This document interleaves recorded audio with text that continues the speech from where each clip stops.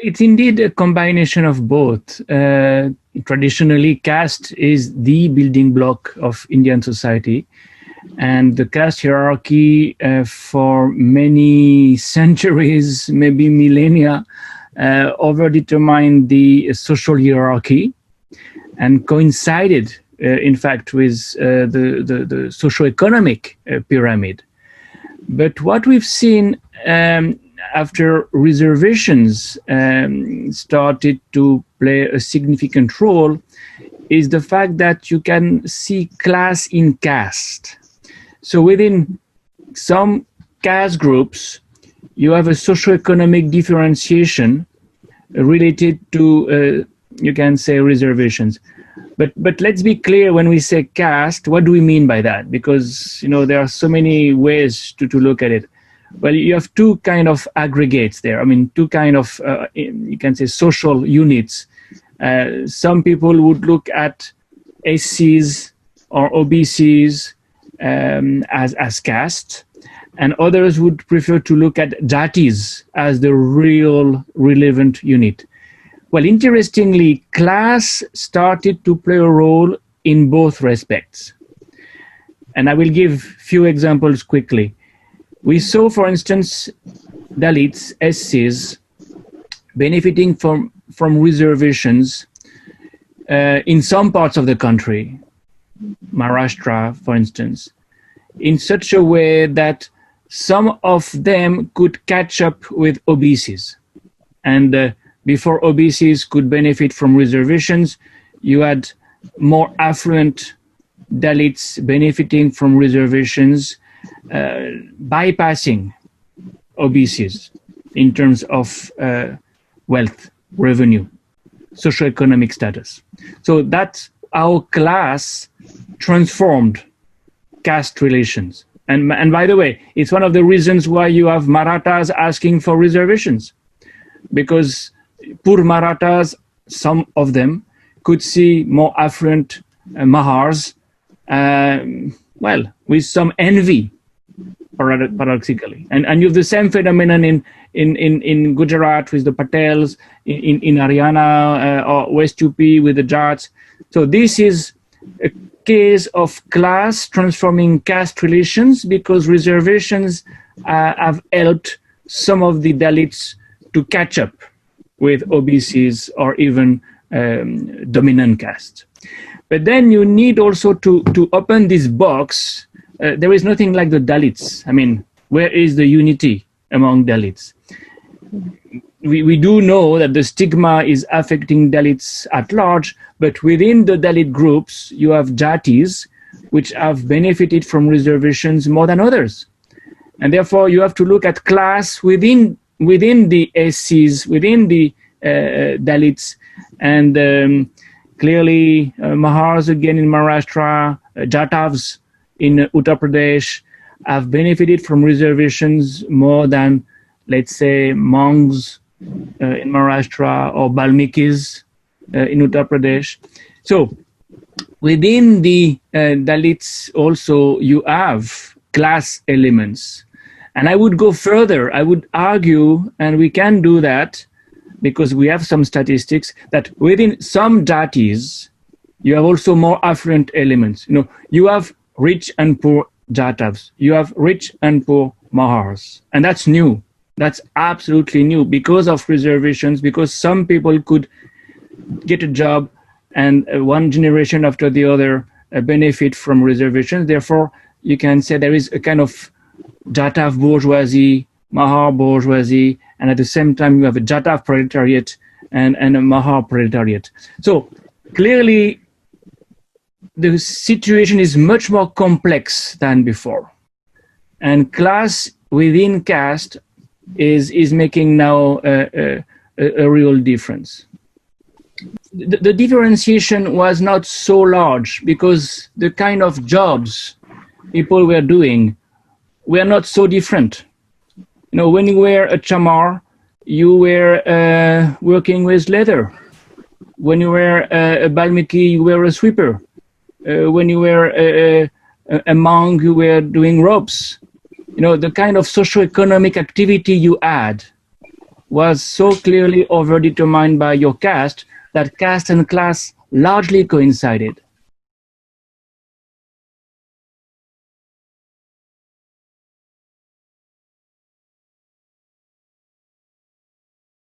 Reservations, you could see some of the people to leave the traditional occupation and join the bureaucracy, and therefore creating a new socio-economic differentiation within the caste group.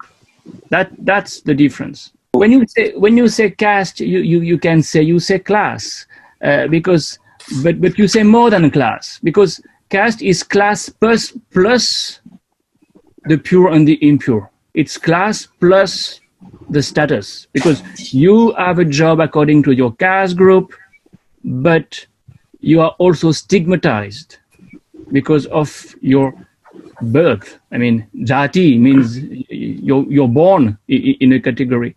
So you may become more affluent because of your socio-economic activity. You will have to live in some ghetto or some neighborhood. That's something more than class.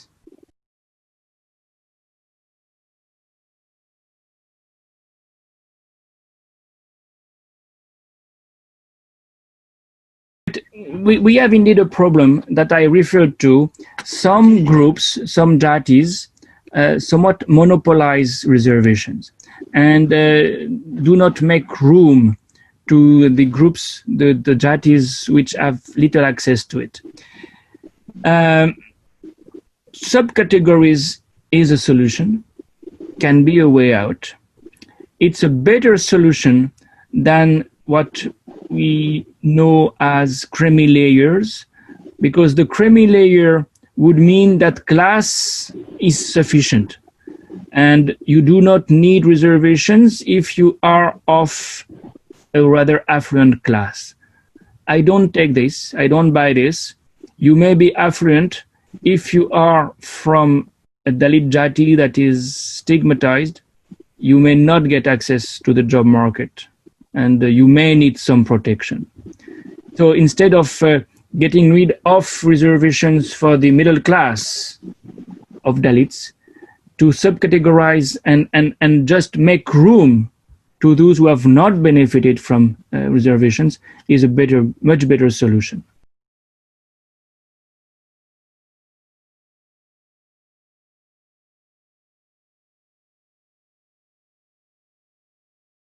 The first question is, of course, a tricky one, because clearly caste was born in the Hindu context, and you can't differentiate it from the Hindu traditions. You know, the Manusmriti, the Dharmashastras.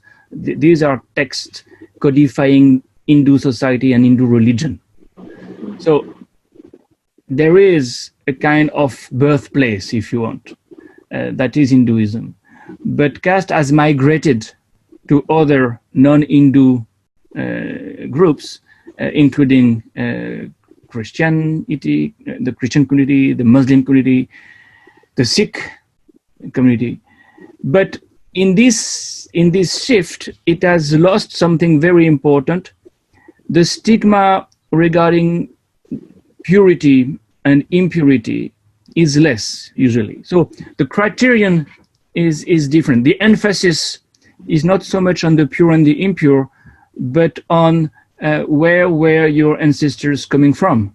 So among Muslims, if your ancestors were coming from Saudi Arabia, from Turkey, from Central Asia, then you may be a Sayyid or a Sheikh, you may be a Pathan, you may be a Momin.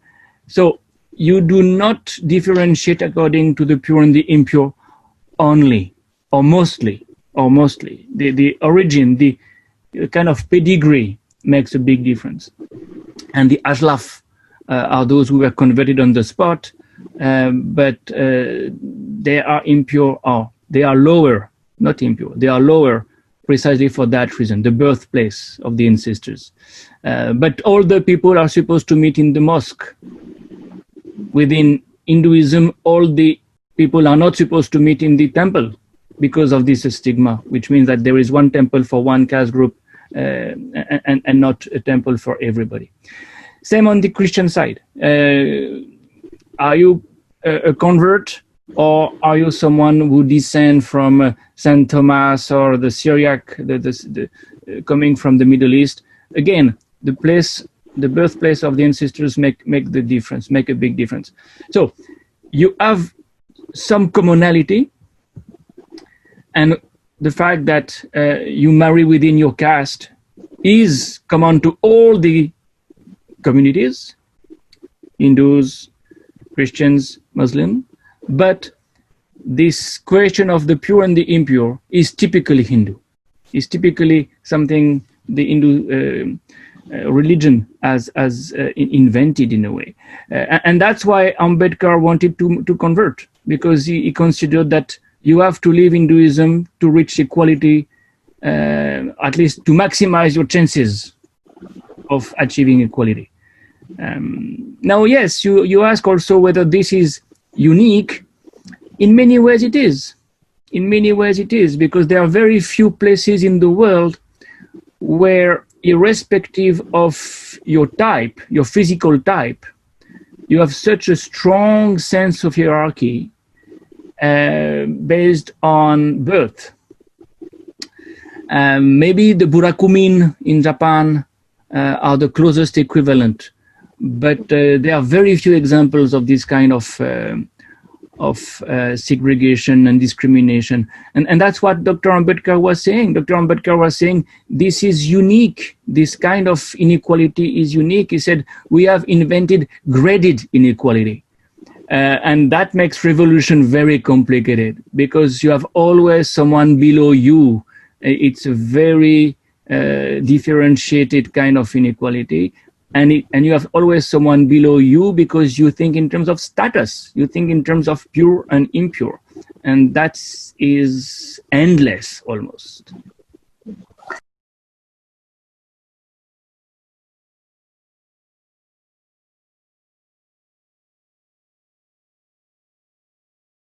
This is the dimension you don't find out of Hinduism so much, because indeed, this is, you have a coin with two faces. There are the two faces of the coin. One is the pure and the impure.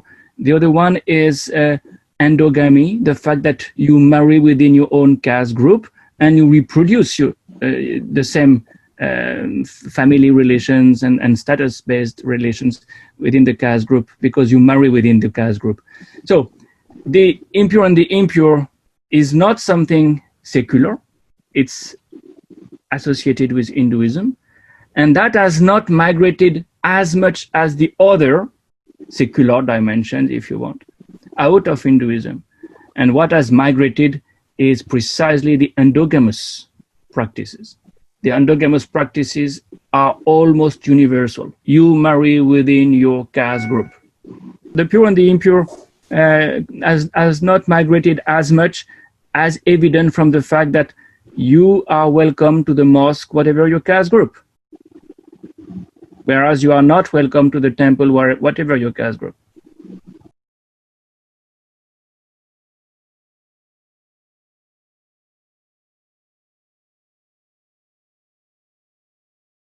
The part that migrated is precisely the secular dimension that has nothing to do with belief in, for instance, reincarnation. You know, this is part of the Hindu belief. You believe that the Brahmin is more pure and is in a position to reach nirvana and not to be born again. Right? That's something that goes with the Hindu belief. You will not find it on the Muslim side.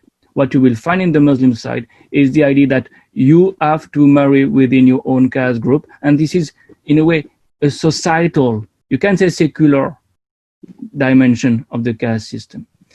Respond to the first part. The difference between tribal society is that tribal societies are much more egalitarian. And it's not only in India, it's true across the globe. Even the gender relations are different. So what makes the kind of endogamy caste societies are practicing different is that it's not only that you marry within your own caste group, you marry in a caste group that is in a very special location in the social pyramid. And hierarchy makes a huge difference. It's a hierarchical system, very rigid hierarchical system.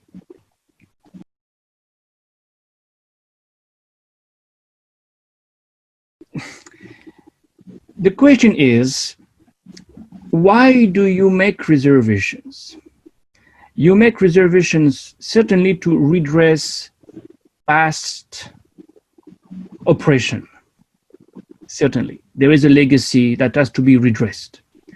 Secondly, you do it because there is a stigma, and the stigma can only be corrected because you do something special for a certain group.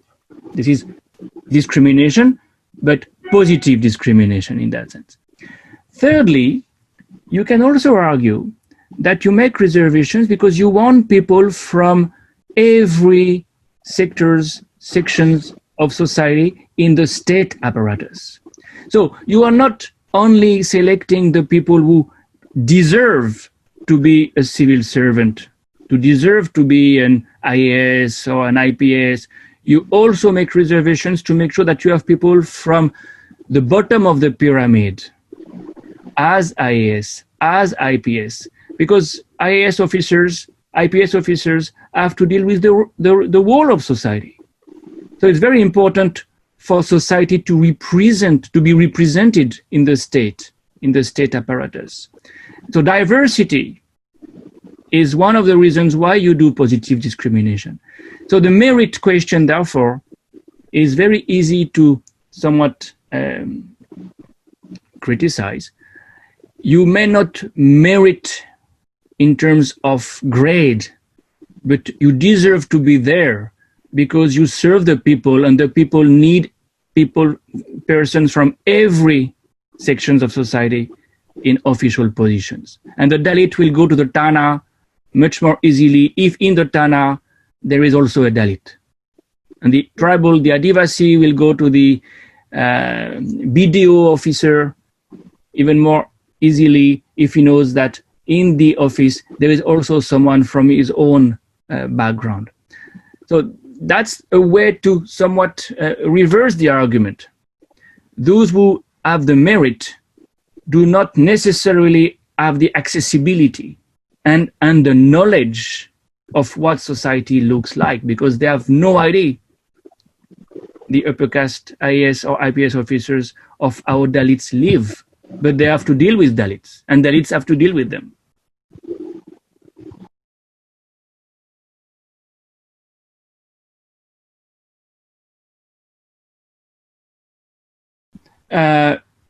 Both things are cumulative. Reservations are a remarkable instrument and unique in the world. You know, no country has tried this kind of positive discrimination and implemented it in such a way that it did work.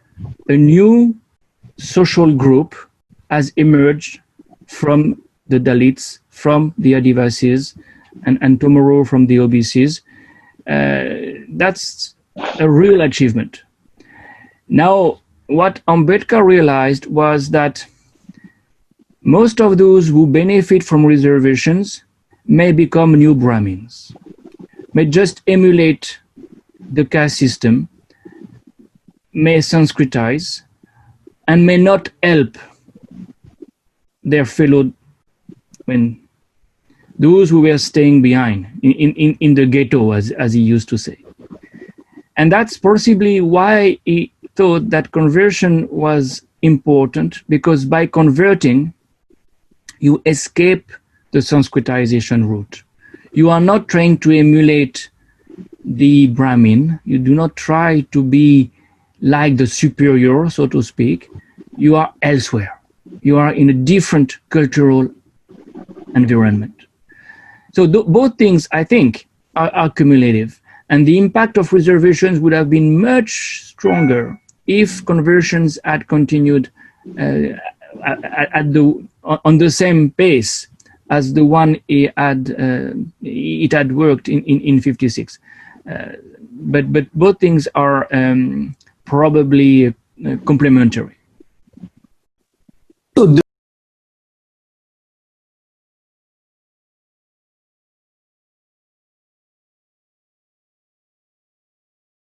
Good question. It's very difficult to understand why conversion has not attracted more people. Well, certainly people would not convert to Islam because Muslims are also stigmatized in such a way that you don't earn anything by converting to Islam, really, in terms of discrimination. But they could have continued to convert to Buddhism, for instance. And there is clearly a kind of resilience of the Hindu identity. And of course, the Hindutva forces have fostered this. And it's probably one of the reasons, probably the main reason why it has stopped. Of course, another thing was for many years that you were losing access to reservations when you converted out of Hinduism. Till 1990, if we converted to Buddhism, you lost your access to reservation. So that has probably affected the attractiveness of Buddhism. But that went. VP Singh abolished this, and it should now not be an explanation. On the constitution question, well, yes, the constitution was something Ambedkar found insufficient in the early 50s. And we understand why it is insufficient, but it's a precondition for emancipation. It's a necessary condition. It's not a sufficient condition, but it's a necessary condition. And if you do not keep this constitution, Dalits would lose more. There is no doubt about that, because at least in this constitution is enshrined the principle of equality, the principle of fraternity, reservations, everything is written there. So, well, it's not the right time for getting rid of this constitution for the Dalits, certainly not. Well,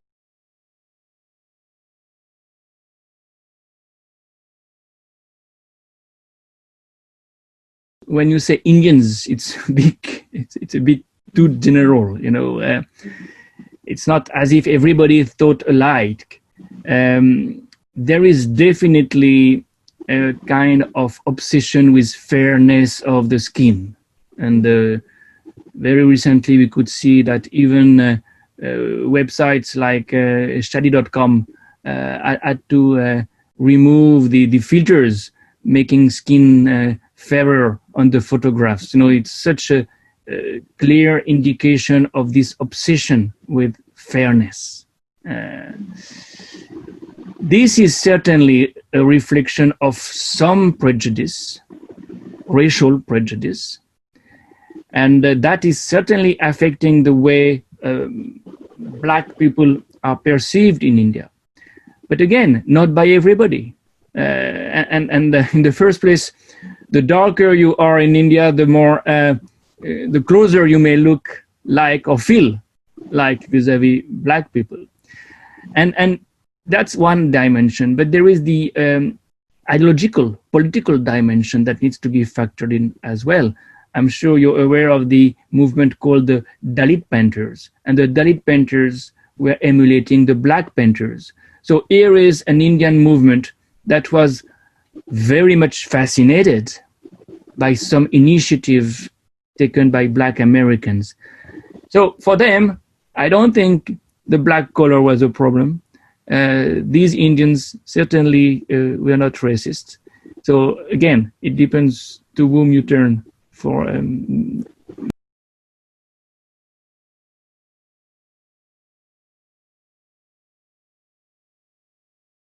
There was a conversation between Dalit Panthers and Black Panthers.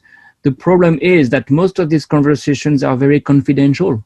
They are between few intellectuals who do not necessarily relate to the rest of society. That's one. The other problem is,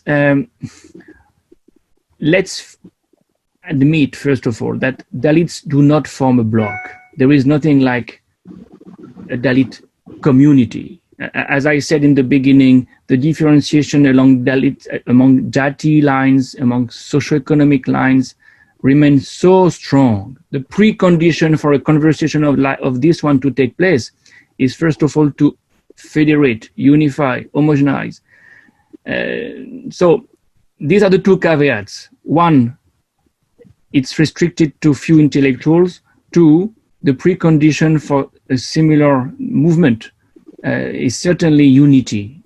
And the blacks have become more united in the US in the course of the last 100 years. It took time, but you feel now like there is, in spite of socioeconomic differentiation, some cohesion. And last but not least, you feel on the side of the white progressives, the Democrats especially, some empathy that is really useful. And when some white people put a knee on the soil in front of black protesters, is sending messages that we are still to see in large numbers in India for sure.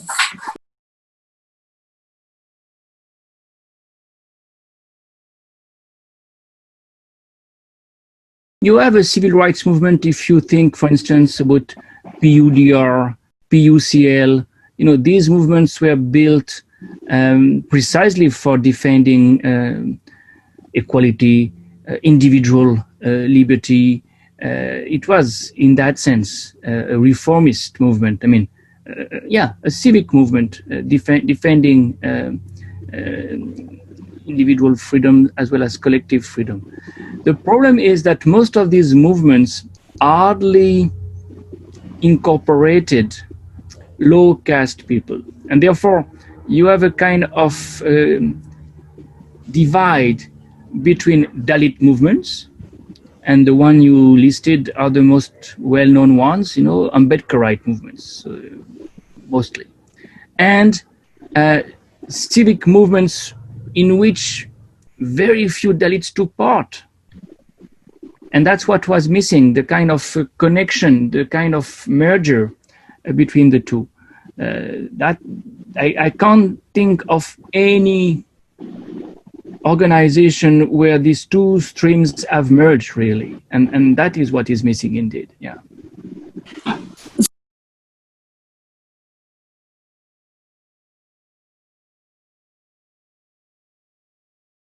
Matters indeed for the two reasons I've mentioned. The one is it shows unity among the minority, the black minority. It's a fascinating movement in terms of the amalgamation of the rich and the poor, blacks. And that's a very important signal, message that it sends. And secondly, it matters because you see white people taking part in this movement a lot. In fact, blacks are only 1/10 of society, so it would not get the same impact if there were only blacks in the street.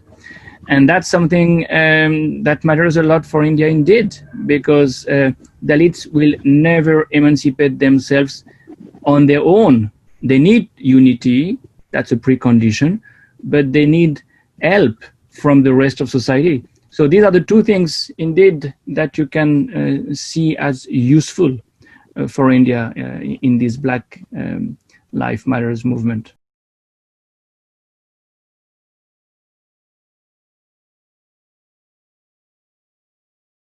Historically, the Hindutva movement is the creation of Brahminical milieus, and clearly Maharashtra is the crucible.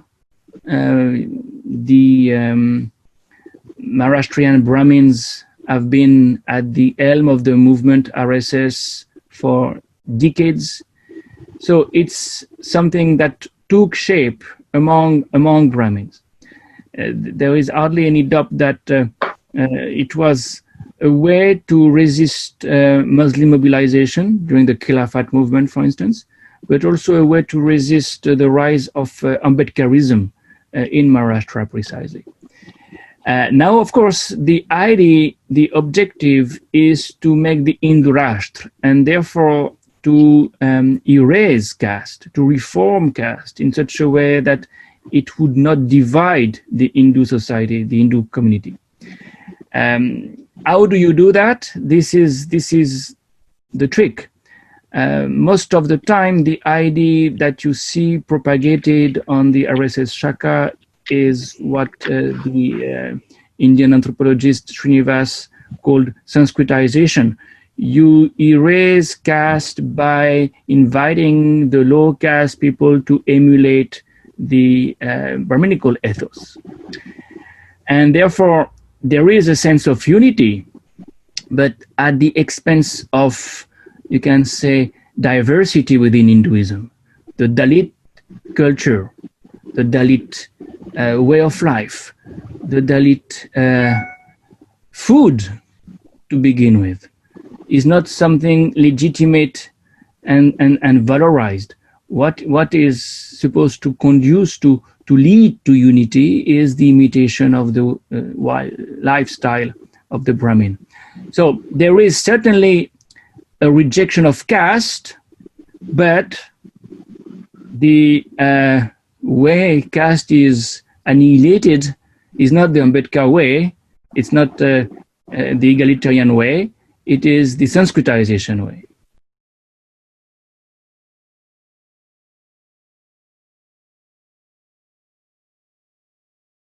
First of all, there is a lot of commonality between the two, because the Nazi movement was definitely coming from the German hyper-nationalist ideologies based on race that emerged at the turn of the 20th century.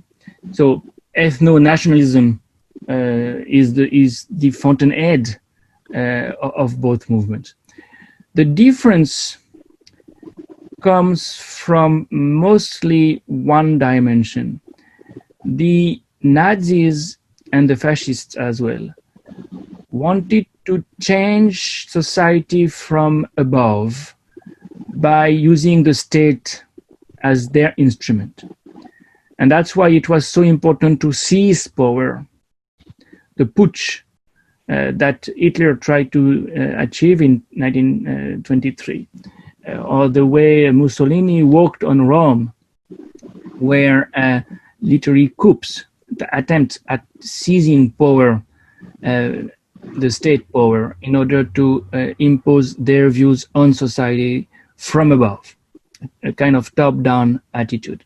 And when they won elections in 33, the Nazis made sure that there would be no election, there would be no number 2 election, following election.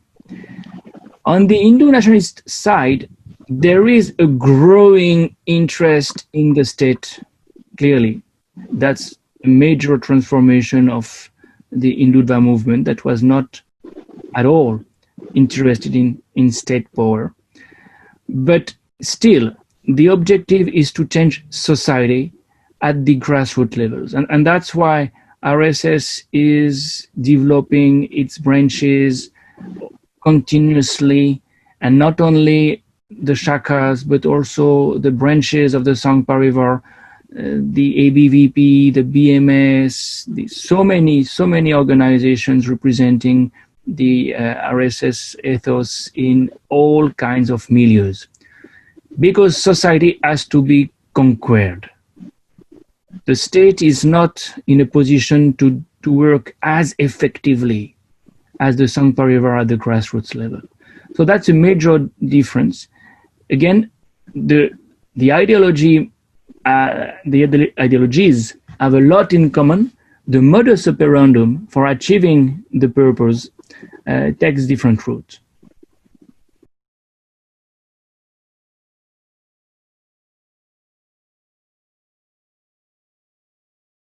A dialectic between the two. When caste identities prevail, when you see low caste movements gaining momentum, the Hindutva appears as a counter-revolution process. You saw that repeatedly in the history of India. As I said, RSS was not a response to the Khilafat movement only, it was also a response to Ambedkarism and to the rise of the Harijan movement of Mahatma Gandhi. Mandal was certainly something that triggered the Mandir movement. It's really synchronous, and therefore you can see the dialectic. And it has succeeded somewhat, this Hindutva movement, to unify around Hindutva agenda caste groups, OBC jatis, as well as some Dalit jatis, behind what you can call a national populist / Hindu nationalist movement. And Narendra Modi is at the interface of the two. He is himself from an OBC caste, and he is, of course, a product of the RSS. So he is the perfect antidote to Mandalization. Now, there is one more reason why the OBC movement has crumbled down. It's not only because Hindutva has prevailed, it's also because Mandal could not be sustained. It could be sustained up to a certain point. One, the moment the quotas have been granted, what else can Samajwadi Party, RJD, other Mandal-born or Mandal-based parties promise? No, they had achieved their agenda. Quotas had been granted. One. Secondly, as I was saying for Dalits, among OBCs as well, you have divisions between jatis. It's not as if OBCs were block, nothing like that. And very quickly you saw Nitish Kumar, the Kurmis, fighting Mulayam Singh Yadav and Lalu Prasad Yadav, the Yadavs at large. So divisions within the OBCs was a very easy thing to exploit by BJP. And last but not least, in most of the cases, Mandalization has meant the rise of some dominant OBCs, rise to power of the Yadavs in Uttar Pradesh, for instance. The same way you can say Jatavs have become the dominant jati among Dalits, Yadavs have become the dominant jati among OBCs. And in the course of time, they could corner most of the reservations. Inevitably, that has triggered resentment among small OBC caste groups, the Lodis, there are so many non-dominant OBC caste groups. And these are the groups that BJP has been able to attract. It's very paradoxical. The OBC voters, if you go by the CSDS data, are not Yadavs, are not the dominant OBCs in Uttar Pradesh or in Bihar. They are the others, those who have been alienated by the OBCs, by the OBC parties, and who have found refuge in BJP to fight the dominant OBCs, and especially to get their share of the reservations.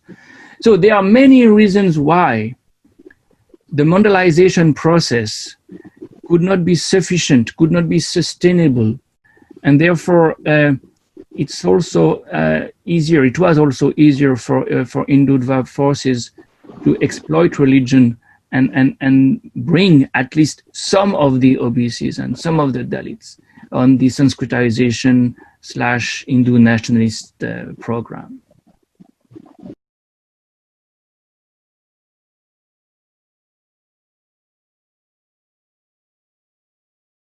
Is the great casualty of Hindu nationalism in so many ways. India has become much more centralized at the expense of federalism. The culture or the cultures regional, religious, social cultures. I mean, have been subsumed into a new Hindutva-dominated idiom, and secularism is, of course, at the receiving end. So when you create such dominant force, diversity and therefore pluralism are bound to suffer. And this is the recipe for less democracy, because democracy lives of diversity, is nurtured by diversity and the recognition of pluralism. For many years, you saw this evolution as a kind of de facto process. De facto, Muslims could not have access to some neighborhoods when they were looking for a place to stay. De facto, Muslims did not have access to some jobs, and we have studies, panel studies showing that the same CV sent by a Brahmin, a Muslim, a Dalit, did not result at all in the same kind of interview, and Muslims were the last ones to get invited to be invited for interviews. So de facto, there was a discrimination. Like, by the way, everywhere in the world, and the same CV sent by someone who has a Muslim name in Europe will not be getting the same kind of offer as the CV someone with a pure European name would have. So that was a de facto second citizenship, if you want, process that was there over the last 5 years. What is new with the term Narendra Modi has started last year is that in addition to the de facto, you have the de jure dimension that is gaining momentum, and laws are changed. Not only practices, but laws. And not any law, even the constitutional laws are transformed. Article 370 is a case in point. That's clearly a turning point, a milestone. The CAA, Citizenship Amendment Act, again a law making things clearly non-secular, because when you do not consider Muslim refugees as eligible to citizenship, in contrast to non-Muslims, you introduce a law-based, a legal kind of discrimination. So the shift from de facto to de jure is indeed taking India even closer to the Israeli model, because we describe Israel as an ethnic democracy precisely because Muslims are second-class citizens there, not only de facto but also de jure. And it's written in the name of the country itself. Israel is the state, you can say, homeland of the Jewish people. That's typically an ethnic democracy. You may have elections, you may have some independent judiciary, you may have some free press. At the end of the day, some citizens are more equal than others. And it's not only something you see de facto, it is something written in the law, in so many different laws. That's the trajectory. That's exactly the trend. And it's very quick. The trajectory India is following is rather quick. Many changes occurred in few years only. And the main transformation from Modi 1 to Modi 2 is this acceleration of history, with the laws I have just mentioned being reformed. Let's see what is the next step. But the first year of Modi 2 has been much more active in terms of legal reforms than the whole of Modi 1, in a way. So it's not true. Muslims have been represented in assemblies to some extent, of course, they have never been represented in a very proportional manner. But when you look at, for instance, the 1980 elections, in 1980, you see that Muslims represent roughly 11% of society. That's what the 1981 census will say. And 9% of the members of parliament. It's not exactly proportional, but the gap between the percentage of Muslims in the Lok Sabha and the percentage of Muslims in society is not huge. Gradually, the percentage of Muslims in the Lok Sabha has declined. And in 2014, for the first time in the history of the country, the winning party does not have any Muslim MP in the Lok Sabha. So you see a change not only in degree, but somewhat in kind. And they will have to find some Rajya Sabha MPs to become ministers, and there'll be a couple of Muslim ministers. But the idea that diversity had never been there is wrong. You know, when you look at the first government of 1947, Jawaharlal Nehru in his government as Maulana Azad, Shyam Prasad Mukherjee, Baba Saheb Ambedkar, and many others. This is diversity to the core. Everybody is represented. So we should not say it has never worked. It has failed. But someone has tried. And the real question is, of course, why has it failed? But we are back to the questions you have asked before.